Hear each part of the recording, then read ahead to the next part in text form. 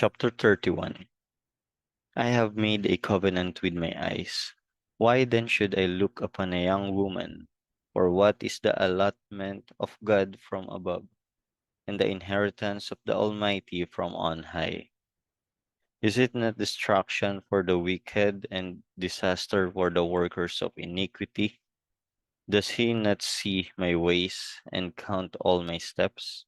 If I have walked with falsehood, or if my foot has hastened to deceit, let me be weighed on honest scales, that God may know my integrity. If my step has turned from the way, or my heart walked after my eyes, or if any spot adheres to my hands, then let me sow and another eat. Yes, let my harvest be rooted out. If my heart has been enticed by a woman, or if I have lurked at my neighbor's door, then let my wife grind for another, and let others bow down over her. For what would be wickedness? Yes, it would be iniquity deserving of judgment. For that would be a fire that consumes to destruction, and would root out of all my increase. If I have despised the cost of my male or female servant when they complained against me, what then shall I do when God rises up? When he pushes, how shall I answer him? Did not he who made me in the womb make them? Did not the same one fashion us in the womb? If I have kept the poor from their desire, or caused the eyes of the widow to fail, or eaten my morsel by myself, so that the fatherless could not eat of it, but from my youth I reared him as a father, and from my mother's womb I guided the widow. If I have seen anyone perish for lack of clothing, or any poor man without covering, if his heart has not blessed me, and if he's not warned with the fleece of my sheep, if I have raised my hand against the fatherless, then I saw I had help in the gate. Then let my arm fall from my shoulder, let my arm be torn from the socket, for destruction from God in his terror to me, and because of his magnificence I, I cannot endure. If I have made gold by hope, or said to find gold, you are my confidence. If I have rejoiced because my wealth was great, and because my hand had gained much, if I have observed the sun when it shines, or the moon moving in brightness, so that my heart has been secretly enticed, and my mouth has kissed my hand. This also would be a iniquity deserving of judgment, for I would have denied God who is above. If I have rejoiced at the destruction of him who hated me, or lifted myself up when evil found him, indeed I have not allowed my mouth to sin by asking for a curse on his soul.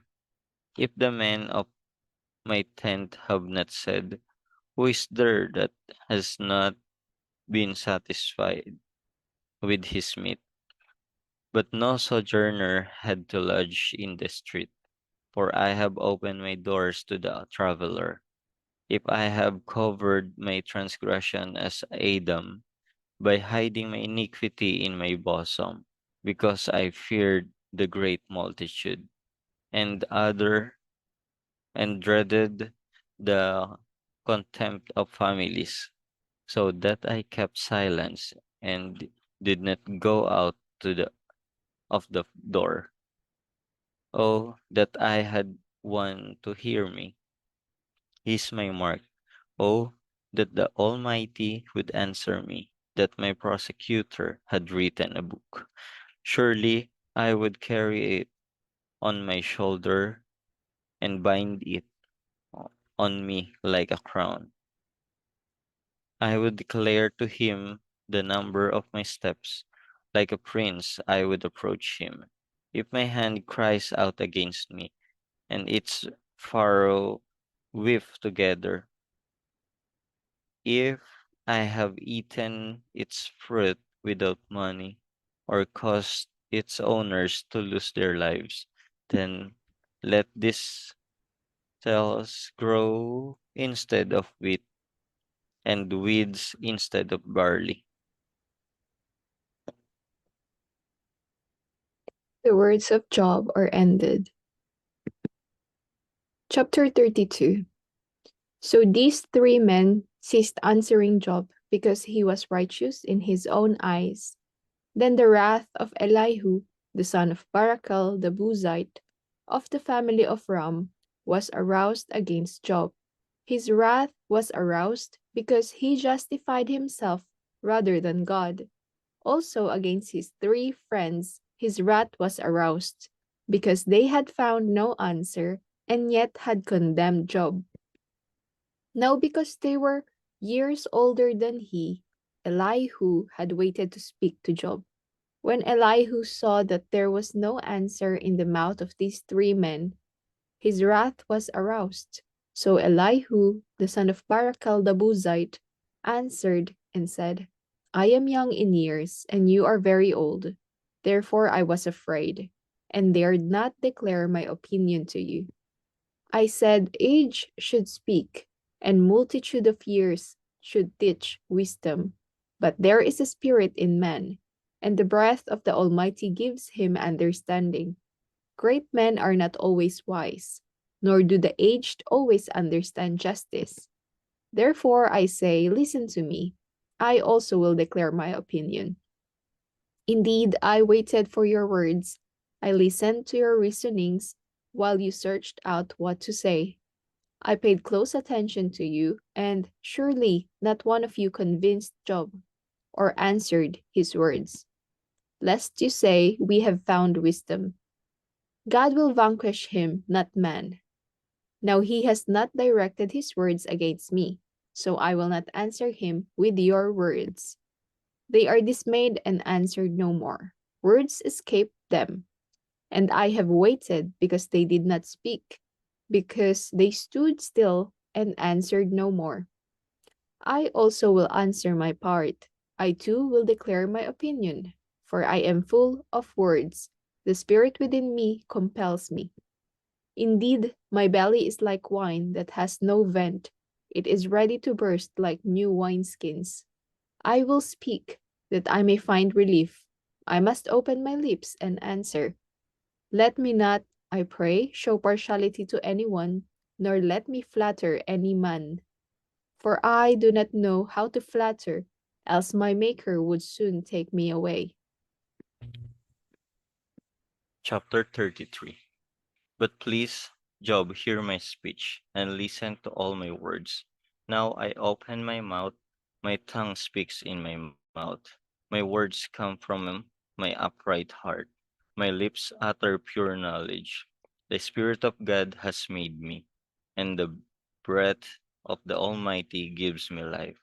If you can answer me, set your words in order before me. Take your stand. Truly, I am as your spokesman before God. I also have been formed out of clay. Surely, no fear of me will terrify you, nor will my hand be heavy on you. Surely, you have spoken in my hearing, and I have heard the sound of your words saying, I am pure without transgression. I am innocent, and there's no iniquity in me. Yet he finds occasions against me. He counts me as his enemy. He puts my feet in the stocks. He watches all my paths. Look, in this you are not righteous. I will answer you. for God is greater than man. Why do you contend with him?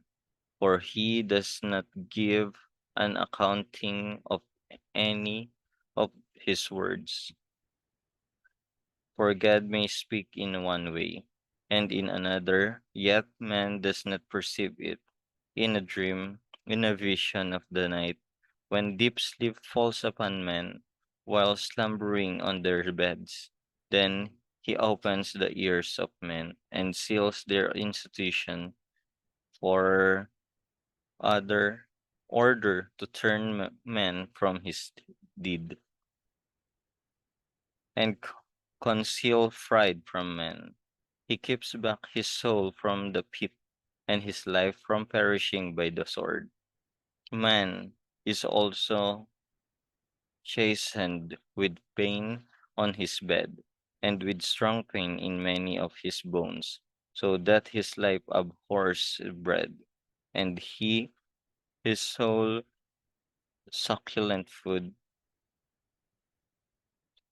his flesh wastes away from sight, and his bones stick out which once were not seen. Yes, his soul draws near the pit, and his life to the executioners.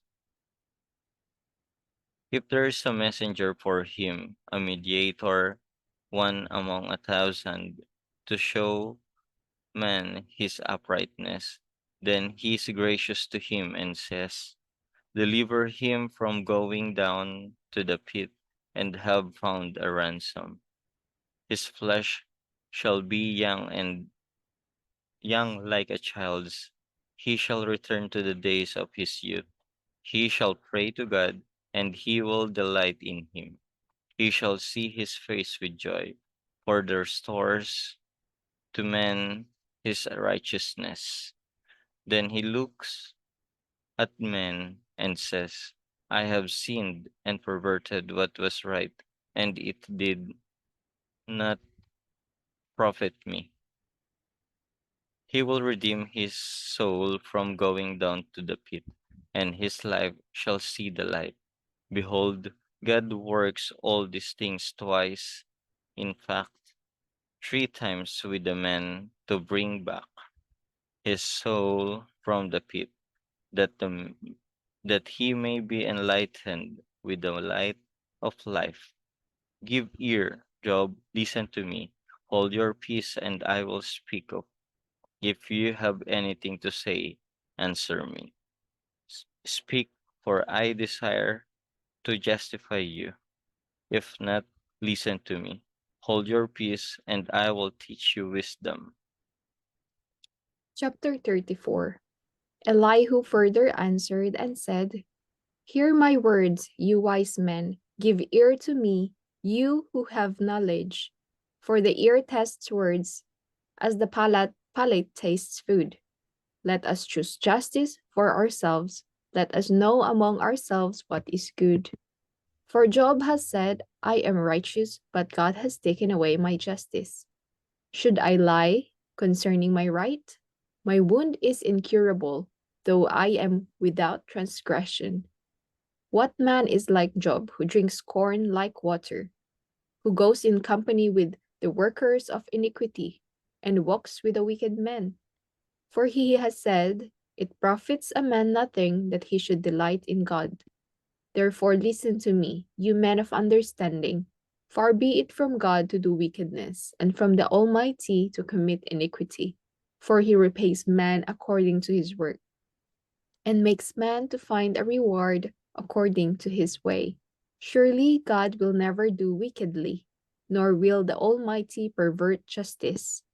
Who gave him charge over the earth, or who appointed him over the whole world? If he should set his heart on it, if he should gather to himself his spirit and his breath, all flesh would perish together, and man would return to dust. If you have understanding, hear this. Listen to the sound of my words. Should one who hates justice govern? Will you condemn him who is most just? Is it fitting to say to a king, you are worthless, and to nobles, you are wicked? Yet he is not partial to princes, nor does he regard the rich more than the poor, for they are all the work of his hands. In a moment they die, in the middle of the night. The people are shaken and pass away. The mighty are taken away without a hand. For his eyes are on the ways of man, and he sees all his steps. There is no darkness nor shadow of death where the workers of iniquity may hide themselves. For he need not further consider a man, that he should go before God in judgment. He breaks in pieces mighty men without inquiry, and sets others in their place. Therefore, he knows their works. He overthrows them in the night, and they are crushed. He strikes them as wicked men in the open sight of others, because they turn back from him, and would not consider any of his ways, so that they caused the cry of the poor to come to him. For he hears the cry of the afflicted. When he gives quietness, who then can make trouble? And when he hides his face, who then can see him? Whether it is against a nation or a man alone, that the hypocrite should not reign, lest the people be ensnared. For has anyone said to God, I have borne chastening, I will offend no more? Teach me what I do not see. If I have done iniquity, I will do no more. Should he repay it according to your terms, just because you disavow it? You must choose, and not I. Therefore speak what you know. Men of understanding say to me, wise men who listen to me, Job speaks without knowledge, his words are without wisdom. Oh, that Job were tried to the utmost, because his answers are like those of wicked men, for he adds rebellion to his sin. He claps his hands among us and multiplies his words against God.